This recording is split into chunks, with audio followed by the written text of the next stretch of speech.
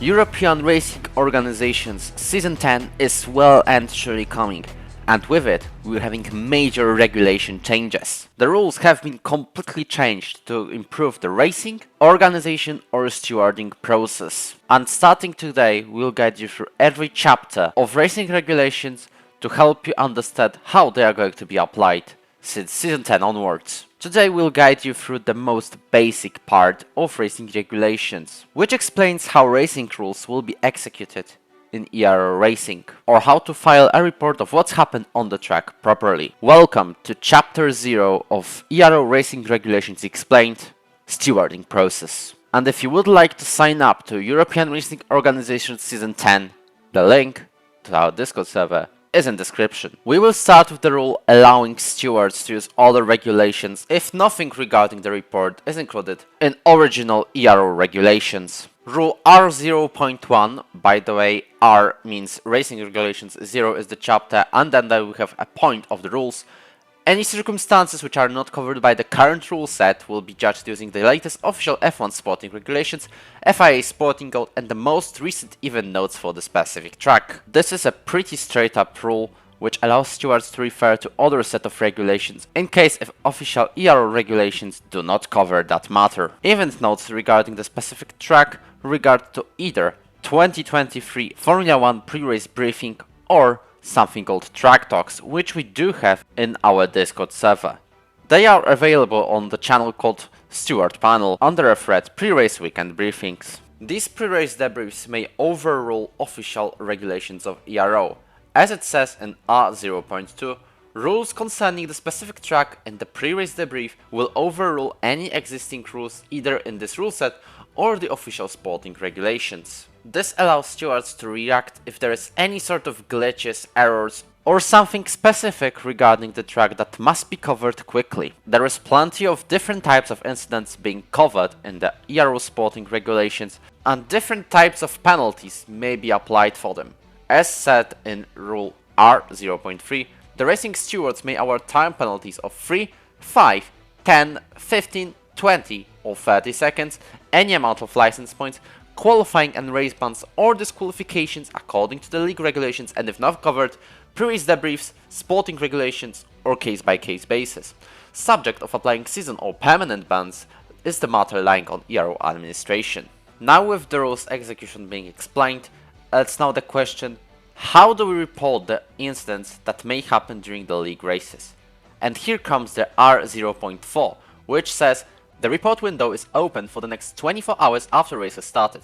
However, drivers may get a permission to file a report after a 24-hour window following exceptional circumstances, as long as they clearly communicated to the steward on the report's dedicated place within those 24 hours. The report's dedicated place is the Discord channel for the tier regarding the reports. They must include when they can file a report and who is going to be reported.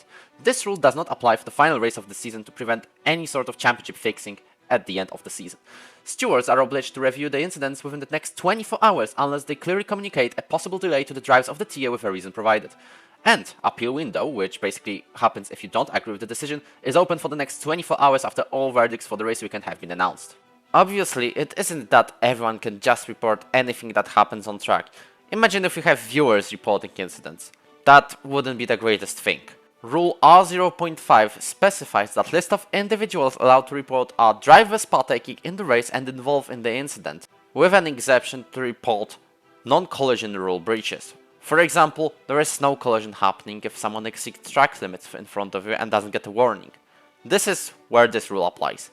Also, we've got official race engineers of the drivers, ERO owner and administrators, race commentators of that specific race, coordinators of the tier and stewards of the tier, who are all allowed to report if anything's happening on track. Okay, but how to file a report that is actually going to be reviewed by the steward?